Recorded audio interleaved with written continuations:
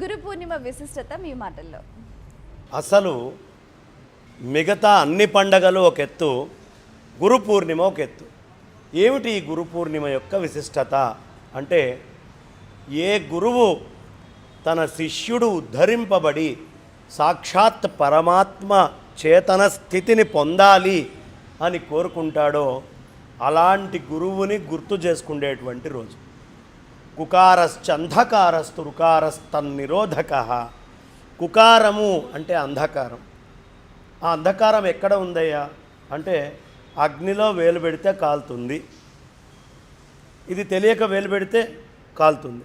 కానీ ముందే ఎవరైనా వచ్చి, నాయనా అది అగ్ని, అందులో వేలు పెట్టకురా, ఒక పాత్ర తయారు చేసుకొని అన్నం వండుకొని తినచ్చు, నీళ్లు కాగబెట్టుకోవచ్చు, లేదు ఇంకేమైనా ఆహార పదార్థాల సంగతి చూసుకోవచ్చు అని చెప్పారనుకో అమ్మా, అది ఎంత జ్ఞానం కలిగి తప్పటడుగు మనం వేయకుండా ఉంటుంది.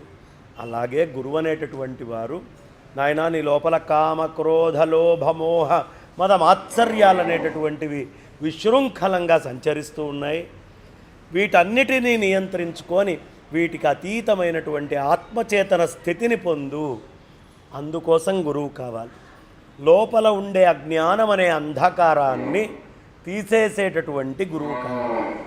కాబట్టి అలాంటి గురువుని ఎప్పుడూ మనం వెతుక్కోవాలి, మహాత్ములైనటువంటి వాళ్ళ కోసం ఎదురు చూడాలి. గురవే సర్వలోకానాం భీషజే భవరోగిణాం నిధయే సర్వ విద్యానాం దక్షిణామూర్తయే నమః. అన్ని లోకాల్లో ఏదైనా ఒక వైద్యము భవము అనే రోగానికి ఉంది. గురవే సర్వలోకానం భిషజ్, భిషక్ అంటే వైద్యుడు, భవరోగిణం, భవము అంటే బయట ఉండే సంసారంలో ఉండే రోగాలకి మందైనటువంటి గురువు ఎక్కడయ్యా ఈ సర్వలోకాలకి ఉన్నటువంటిది? అలాంటి ఆయనే సాక్షాత్తు దక్షిణామూర్తి వారు.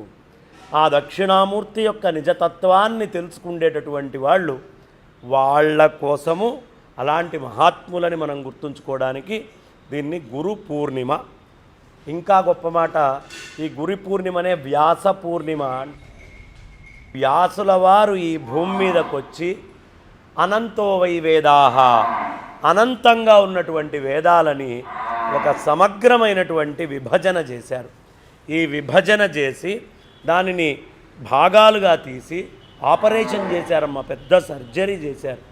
చేసి ఈ కలియుగంలో ఉండేటువంటి మానవులకి ఈ పూర్తిగా చదవగలిగేటటువంటి శక్తి ఉండదు అని ఆయన జైమిని, పైలుడు, వైశంపాయనుడు, సుమంతుడు అనేటటువంటి నలుగురు శిష్యుల్ని తయారు చేసుకొని ఋగ్ యజు సామ అథర్వ వేదాలనిచ్చి బ్రహ్మసూత్రాలకి భాష్యాలు రాసి అష్టాదశ పురాణాలని మనందరికీ అందించి మహాభారతం వంటి మహత్తరమైనటువంటి దివ్యమైనటువంటి ఆ గ్రంథరాజాన్ని మనకి అనుగ్రహించి ఇతిహాసాలని అందించినటువంటి మహానుభావుడు అపారమైన కృపతో ఇవాళ మనకి భక్తి ఉన్న, జ్ఞానం ఉన్న, వైరాగ్యం ఉన్న వ్యాసోచ్ఛిష్టం జగత్సర్వం.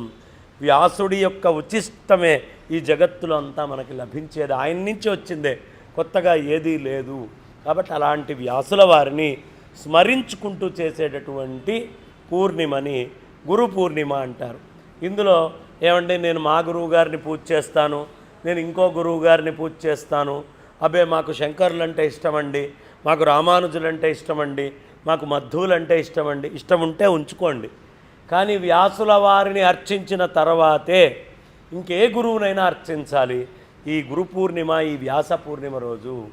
కాబట్టి వ్యాసుల వారు ప్రధానంగా గురుస్వరూపంగా ఉండేటటువంటి పూర్ణిమ. ఇంకా మంచి మాట చెప్పాలి అంటే, ఈ గురు పూర్ణిమ నాడు సూర్యుడు, చంద్రుడు, బృహస్పతి ఈ ముగ్గురికి స్పర్శ వస్తుంది. సూర్యుడు మేధకి గుర్తు, చంద్రుడు మనస్సుకి గుర్తు, గురువు జ్ఞానానికి గుర్తు. మేధ, మనస్సు, జ్ఞానము ఏకీకృతమయ్యేటటువంటి రోజు కాబట్టి దీన్ని గురు పూర్ణిమ అన్నారు. ఇవాళ రోజున వ్యాసుల వారికి పూజ చేసి వ్యాసుల వారిచ్చినటువంటి ఏదైనా ఒక గ్రంథములో కొంత భాగమైన ఎవరు పఠనం చేస్తారో వాళ్ళు ధన్యులు.